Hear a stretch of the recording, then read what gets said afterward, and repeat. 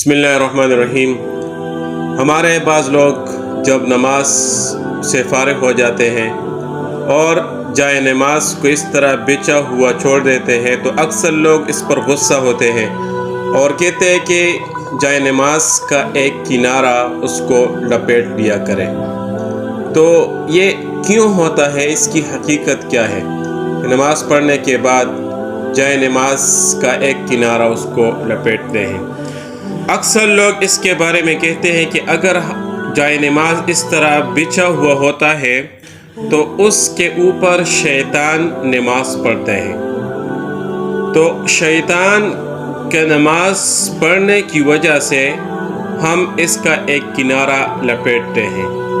تو یہ بات بالکل غلط ہے، بے بنیاد ہے، اس کی کوئی حقیقت نہیں ہے کہ اگر ہم اس کو اس طرح بچھا ہوا چھوڑ دیتے تو شیطان اس کے اوپر نماز پڑھتا ہے۔ یہ بات بالکل غلط ہے، بے حقیقت ہے۔ اس کو کیوں لپیٹا جاتا ہے؟